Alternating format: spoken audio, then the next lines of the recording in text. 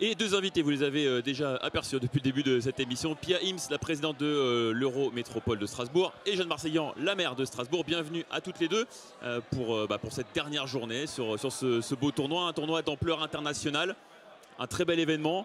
Ça fait la promotion de Strasbourg auprès des joueuses, des officiels, du public et peut-être même à travers les télévisions du monde entier. C'est un bel événement.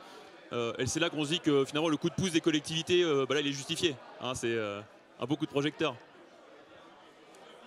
Oui, peut-être pour démarrer, dire que c'est évidemment une grande fierté pour Strasbourg que d'accueillir un événement d'une telle ampleur, vous l'avez dit, international, avec du suspense, avec du challenge, avec des joueuses incroyables, même si, comme vous le disiez, malheureusement, on n'aura pas de Françaises en finale, mais on est absolument ravis de pouvoir accueillir cet événement à Strasbourg depuis maintenant plusieurs années. C'est un rendez-vous qui est extrêmement attendu et au-delà du sport de haut niveau, c'est aussi un événement qui nous permet de promouvoir un grand nombre de valeurs qui nous sont chères. C'est un sport qui rayonne sur tout le territoire. L'Eurométropole soutient toutes les formes de sport de haut niveau. Je ne vais pas les citer, mais particulièrement les internationaux de tennis féminin sont un événement très attendu par l'ensemble de nos concitoyens et au-delà même du territoire de l'Eurométropole qui soutient cette manifestation à plus de 170 000 € par an. Et donc, voilà aussi des signes de notre soutien, de notre engagement pour ce grand et bel événement. C'est vrai que c'est des montants qui ne sont pas anodins dans les collectivités aujourd'hui. Autre aspect aussi, la place de la femme aussi. Alors, la chance d'avoir deux femmes qui sont là, qui représentent effectivement les collectivités. Mais ça aussi, c'est quelque chose de forcément qui vous tient à cœur aussi, quoi, parce que là, la femme est vraiment mise à l'honneur, mise en avant. Et on sait que dans le sport, c'est pas toujours le cas. C'est vrai.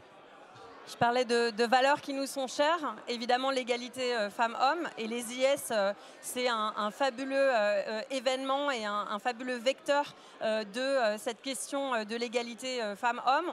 On met des femmes sportives de haut niveau à l'honneur, mais on en profite aussi pour faire passer un certain nombre de messages, avec notamment des événements dédiés à la lutte contre les violences faites aux femmes. Et je trouve assez formidable que par le sport, on soit aussi sur des leviers finalement très forts d'émancipation des femmes et d'égalité.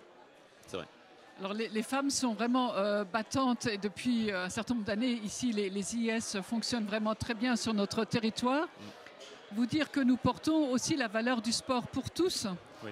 Pour tous, pour tous les habitants et pas simplement le sport de haut niveau, avec des prestations aussi à l'heure actuelle autour des piscines, du savoir nager, Vita Boucle. Toutes les 33 communes sont impliquées autour des Jeux Olympiques 2024. Oui, aussi, parce que c'est vrai que c'est une magnifique vitrine voilà, pour le sport, mais il y a aussi le quotidien, le sport au quotidien. Ça, on le sait, on le voit tout au long de l'année, vous êtes engagé aussi parce que tout simplement c'est important, ce sont des belles valeurs, c'est de la santé, c'est plein de choses en fait le sport. Le sport santé notamment, je crois que c'est quelque chose qui vous tient à cœur. Oui, comme le disait Pia Ims, c'est vraiment cette logique du sport pour tous. C'est le sport santé, c'est les clubs de proximité. On a la chance à Strasbourg et sur l'Eurométropole d'avoir des clubs, d'avoir un tissu associatif, d'avoir des bénévoles qui s'engagent chaque jour. On a augmenté nos soutiens aux clubs de proximité et ce qu'on essaye de montrer, c'est cette complémentarité qu'il peut y avoir entre des événements du sport de haut niveau. Il y a le tennis, mais il y a aussi le foot, le hand, le hockey, le basket. Voilà, et évidemment le soutien aux clubs de proximité avec notamment nos aides à la licence sportive qui ont permis d'élargir l'accès pour tous et toutes au sport. Et évidemment, c'est, je le disais, c'est un vecteur d'émancipation, de bien-être, de santé, de cohésion sociale. Il fait très beau aujourd'hui. Ça préfigure un été très chaud encore une fois. On n'est pas là pour parler de réchauffement climatique. On peut évidemment, mais les activités nautiques aussi vont avoir un grand rôle cette année. Si vous voulez en toucher deux mots également, il y a, je crois, l'aquapark qui a été validé. Il y a Caravanage, vous l'avez dit rapidement. Est-ce que vous pouvez nous redire un petit peu, nous repréciser notamment ces deux événements? Alors, la métropole est vraiment d'abord impliquée sur le savoir nager et même sur un certain nombre de plans d'eau et de gravières. Nous engageons des maîtres nageurs pour apprendre à chacun de savoir nager et évoluer dans l'eau. Caravanage est une formule extrêmement intéressante d'une piscine mobile qui va aussi dans les plus petites communes. Le lac Achard, effectivement, aussi doté aujourd'hui j'allais dire de petites infrastructures gonflables qui apportent aussi de la joie, du bien-être pour les familles. Nous sommes engagés là-dessus. La métropole a son plan piscine et donc nous sommes dans cette instance-là. J'en profite quand même pour souligner qu'ici les US sont extrêmement engagés sur des objectifs environnementaux qu'il faut absolument souligner, et les IS ont toujours été pionniers sur cette préoccupation aussi écologique et environnementale. Mais on en a parlé toute la semaine, on en parle parce que c'est vrai que c'est un engagement très fort du tournoi, et juste après vous il y a justement la fameuse rubrique mise au vert qui met à chaque fois en lumière, donc voilà, ne vous inquiétez pas, la thématique est traitée, ayez confiance. Je reviens juste sur le fait, effectivement, le savoir nager, parce qu'on voit que malheureusement tous les ans, que ce soit dans les gravières, mais plus simplement dans une piscine. À la maison, il y a de plus en plus de piscines qui se construisent en Alsace. On a malheureusement des noyades et qui finissent en drame. Donc là aussi, que tout le monde peut participer. C'est juste voilà, à cette opération, on peut venir simplement, on s'inscrit. Comment ça se passe? Bien sûr, on imagine d'abord le public des enfants, des jeunes, mais il y a un public adulte ou de seniors qui ne sait pas nager. Et donc ce public aussi peut profiter de notre offre de savoir nager. Ce sont vraiment des petits cycles de formation qui sont disponibles, y compris donc sur les plans d'eau, les différents plans d'eau de l'Eurométropole. Alors ce tournoi, comment on peut l'accompagner encore plus davantage pour qu'il grandisse? Voilà, il y a des bruits pour l'avenir, pour en faire un tournoi encore plus gros. Il s'agit, voilà, on parle de subventions, mais c'est pas forcément que ça. Qu'est-ce qu'on peut faire de plus quand on est une collectivité? Bon, je pense qu'on est sur un événement qui est vraiment dans une démarche d'amélioration continue. Et même si on ne parle pas maintenant des objectifs environnementaux, clairement, on voit que c'est un événement qui cherche à renforcer chaque année et ses performances sportives, et ses performances environnementales, et ses performances en matière sociale et sociétale. Donc on sera, nous, collectivités, on continuera évidemment d'être aux côtés des IS dans cette logique de progression et d'amélioration.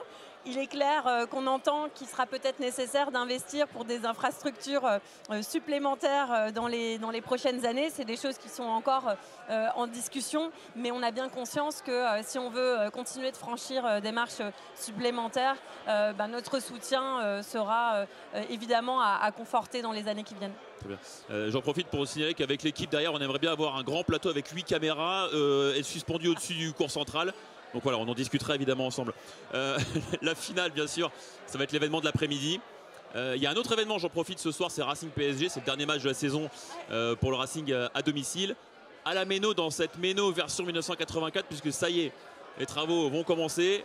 On va aller vers une rénovation, donc j'en profite que vous soyez là aussi pour que vous puissiez en dire quelques mots, puisque voilà, c'est quelque chose qui était attendu quand même depuis de nombreuses années. C'était des grands dossiers, de longues discussions, mais voilà, ça y est, on y va. Oui, c'est un dossier qui démarre au point où je peux vous dire que les travaux démarrent effectivement cet été. Tous les cofinanceurs restent mobilisés pour assumer, effectivement, vous l'avez su, un coût nettement plus élevé. Mais l'urgence de la rénovation et de l'agrandissement est là. Et donc le Racing Club lui-même participe. Et maintenant, dans ce tour de table, et l'Eurométropole pourra à terme percevoir aussi un loyer supplémentaire. Donc, le financement a été bien bouclé et ce projet d'agrandissement, de restructuration a été attendu depuis de si longues années. Donc nous sommes ensemble à 5, très heureux de lancer les travaux au stade de la Méno. Oui, vous l'avez dit, c'est une grosse journée sportive pour Strasbourg, entre la finale des IS et le match Racing PSG ce soir. On y sera avec évidemment, je pense, guichet fermé, une ambiance de folie, on peut s'y attendre.